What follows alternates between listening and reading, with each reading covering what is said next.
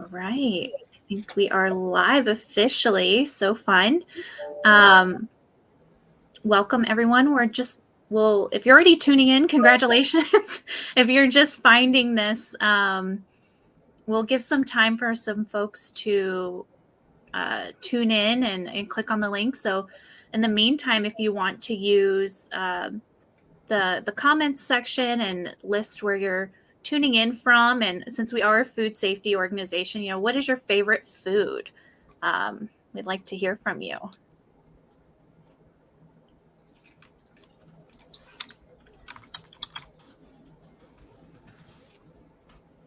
We'll give you all some time.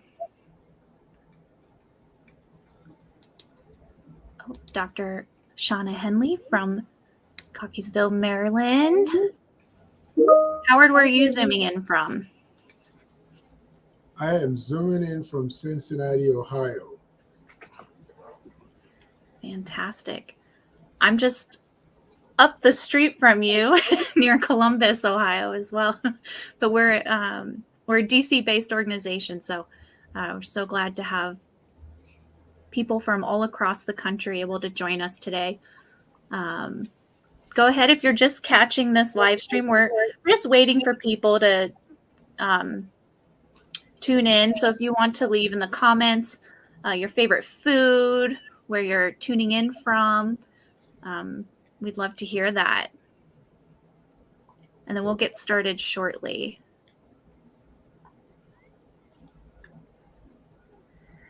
Yeah, my office is not as clean as Howard's.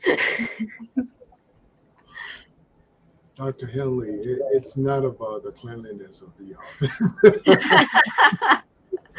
Refrigerator at home is much cleaner, as well as the kitchen. I was going to say, you're busy, getting food safety out there.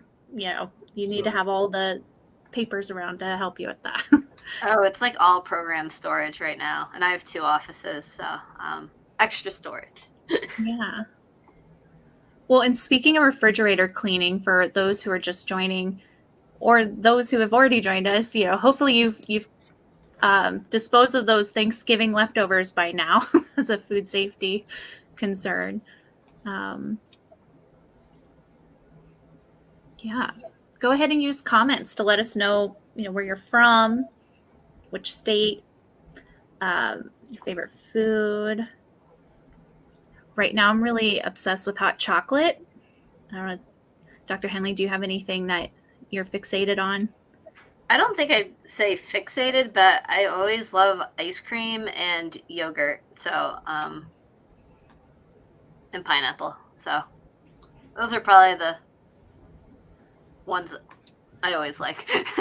Pineapple's so good. How about you, Howard? So for me, around this time of the year, I love some hearty soups, nice and warm, it just suits the period of the year, Mm-hmm. Something that sticks to your bones. That's right. Yeah. Warms you up real good. Yeah. Oh, we have, hi, Gail from Cornell Cooperative Extension. Nice to see you join us. We have mango and desserts. There's a few favorite foods.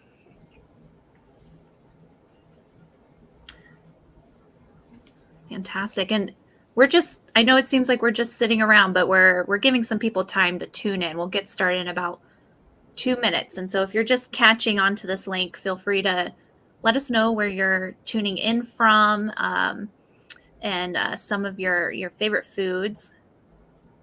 I see Gail here. You say, always looking for new tastes. Hard to pick a favorite. I feel that. That's why, yeah, I go through phases myself.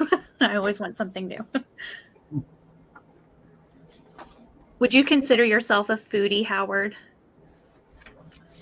I consider myself a citizen of the world. I've been so many places. So, and one of the things that I experience the most is the culinary part of it. And so I eat anything from anywhere. I don't know if that qualifies me as a foodie, but I would be the one that goes to Vietnam and try um, a soup or dish made from weasel or wild rabbit or something like that, a snake. Wow. So you're adventurous. Yes. Yeah. How about you, Shauna? I think aim for eating all the different things. Yeah. Mhm. So crickets don't scare either of you as a potential protein source in the future. Oh, I'll grill that thing real quick and Yeah. just pop it like peanuts. Fantastic. We had the chocolate cricket candy at our wedding. Oh my goodness. We didn't tell any of our guests, which probably would have been inappropriate as anyone had a shellfish allergy, but no one did in that sense.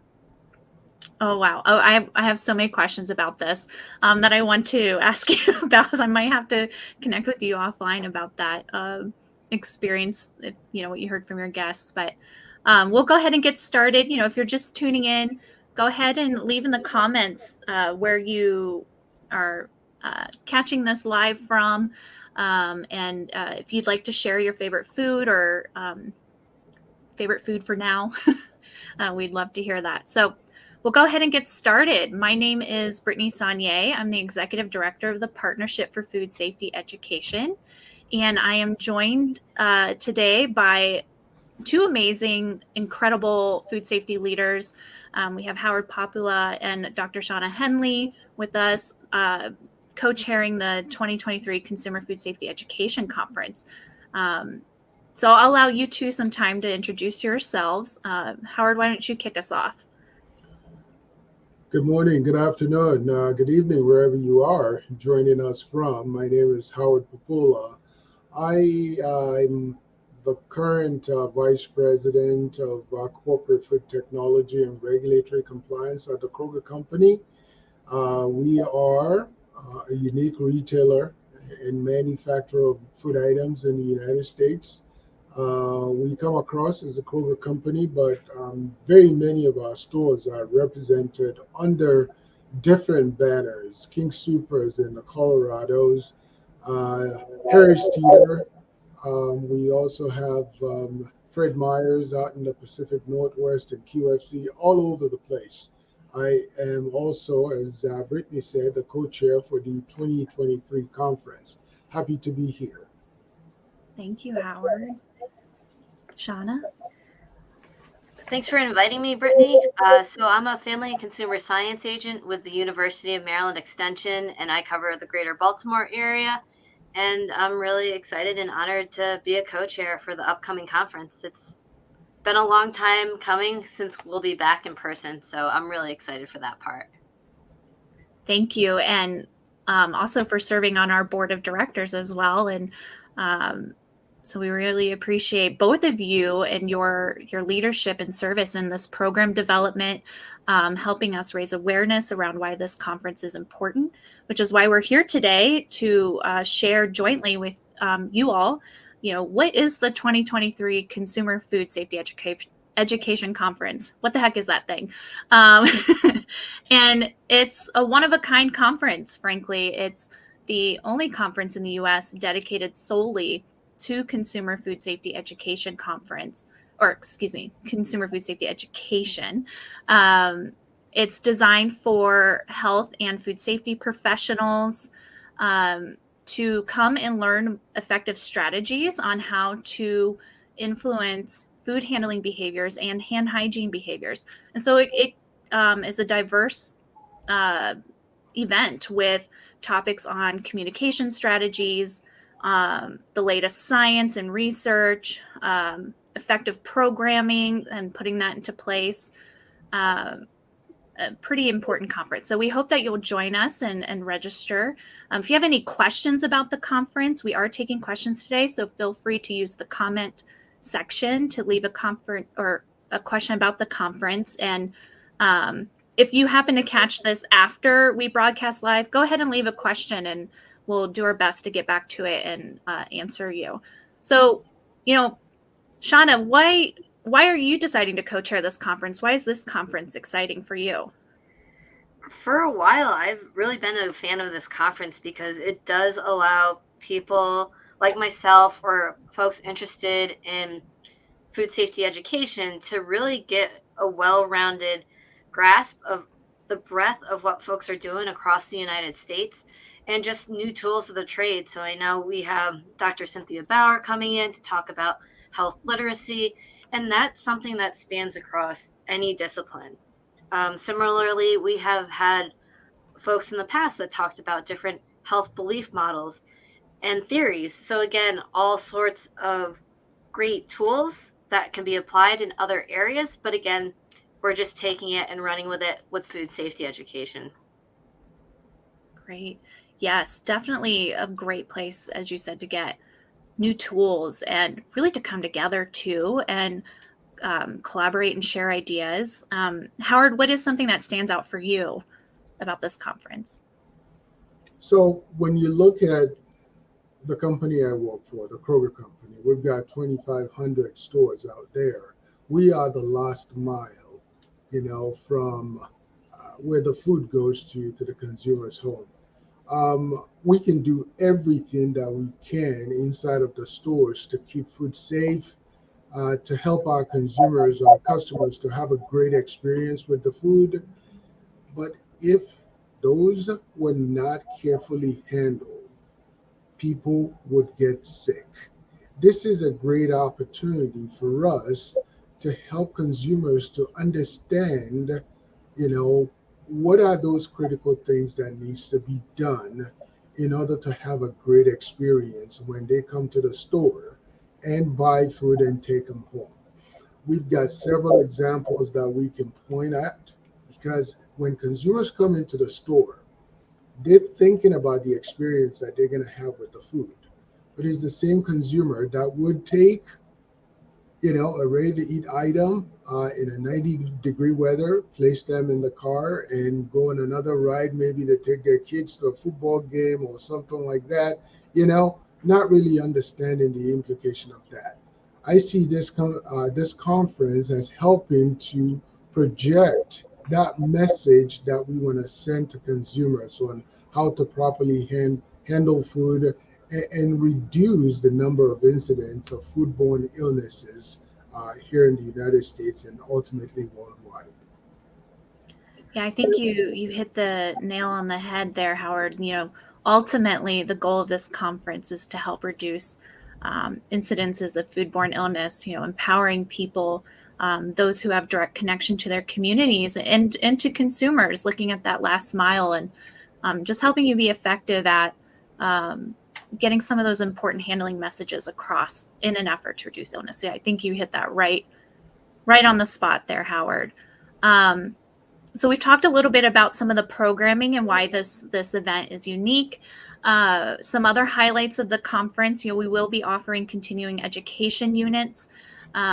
So currently we have a couple of applications out there pending, and you can find that on the website at CFSEC.org, or it's scrolling here on the bottom. But we did just receive notice that the Academy of Nutrition and Dietetics has approved CDRs officially for this conference, as well as education units from the National Board of Public Health Examiners as well. So not only are you coming to connect with folks in your field to learn best practices, but you also get to collect your CEUs and continue to keep your credentials in current status. So just another benefit. Howard, I know you have a part of the programming as well. Do you want to tell the folks a little bit about your session? Absolutely. We're going to be talking about creating a recall-ready community. It is absolutely important in foodborne illness situation that we be able to reach consumers as quickly as we can and get those tainted food products out of their hands. But oftentimes, people don't understand the intricacies behind recalls. And so for this plenary session, we're going to be talking about how to have smart recalls. We know we are in a situation where climate change is influencing food safety. And so we're not we're not even we're not looking at today, or certain things that we've never looked at, we have to look at today when it comes to food safety and conducting recalls. We know there's food insecurity out there. How do we get into a situation where we conduct smart recalls where perfectly okay food don't end up in the dumpster? And how do we make sure from a communication standpoint that we're all aligned, from ingredient suppliers to the manufacturers to the retailers and ultimately to the consumers themselves? How do we shorten that length of communication and get recalls effected immediately in order to prevent foodborne illnesses? Also, we're going to talk about recall effectiveness. What does it mean to people? To me, the effectiveness means that products that are tainted are off the shelf immediately, and that we have the opportunity to be able to reach consumers, that we have that opportunity. This today, when you look at it, we'll put out notifications, we'll put out emails, we'll put out phone calls, but I don't think it covers all, quite frankly. You know, only in situations where those consumers have loyalty information with one retailer or the other does that information get to them. Are there other alternatives in which we can get to consumers quicker before the recall is even announced? I think it's a great opportunity for us to talk about this at the plenary session. Yes, and from my understanding too is, that it'll be a cross-sector panel as well. So we'll hear from other folks who are has some expertise and knowledge in the recall system. So it's a really great opportunity to learn about that. So thank you, Howard. Shauna, you mentioned Dr. Bauer as one of the plenary speakers. Are there other plenary speakers you're excited to hear from at this conference? Oh man, to be honest, I'm really looking forward to everyone speak. Just kind of looking at the 10,000 foot model, it's awesome that we have the federal agencies coming in, not only from DC, but also from Atlanta. So folks like us can hear what is going on at the national level in terms of data and trends, and just have that singular focus of active listening to take those pieces back home. On the other hand, it's really neat to see that we have the food science babe coming in and talking about her expertise and experience about misinformation and disinformation within the food safety context. And then just the folks that we have coming in terms of the academic side, with Drs. Ellen Evan, Ian Young, Cynthia Bauer, Dr. Jackson. I mean,